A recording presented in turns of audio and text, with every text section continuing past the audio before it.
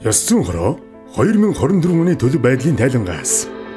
Монгол улс төрийн албаны хууль эрх зүйн орчны судалгаа олон улсын сайн туршлагад үндэслэн улсын хурлаас төрийн албан хаагчийн ёс зүйн тухай хуулийг 2023 оны 5 дугаар сарын 4-ний өдөр баталсан.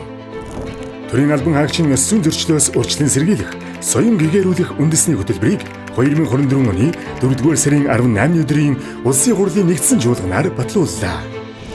2024 онд улсын хэмжээнд 4239 төрийн байгууллагад 2281 ёс зүйн дэд хороо байгуулагдсан бол 2025 онд 2585 ёс зүйн дэд хороо байгуулагдсан ажиллаж байна.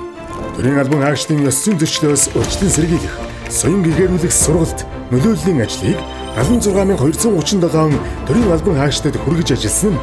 нийт төрийн албан хаагчдын 33.6% буюу 3 төрийн албан хаагч тутмын нэг нь хамрагдсан байна. Төрийн албан хаагчийн ёс зүйн асуудлаар 2024 онд бүлээн авсан нийт 595 гомдол мэдээллийн 322 нь зөрчил болгон тогтоогдож дүгнэлт гаргаснаас 314 буюу 97.5% нь томилох эрх бүхий албан тушаалтан ёс зүйн хариуцлага хүлээлгэжээ. 2024 онд үндэсний аудитын газар, гайлын ерөнхий газар, онцгой байдлын ерөнхий газар, цагдаагийн ерөнхий газар, Сэлэн аймгийн засаг даргын тамгын газар, Дундгов аймгийн засаг даргын тамгын газар зэрэг байгууллагын ёс зүйн дэд хороо нь соён гээгээрүүлэх нөлөөллийн асуудлыг манлайлан хийжээ.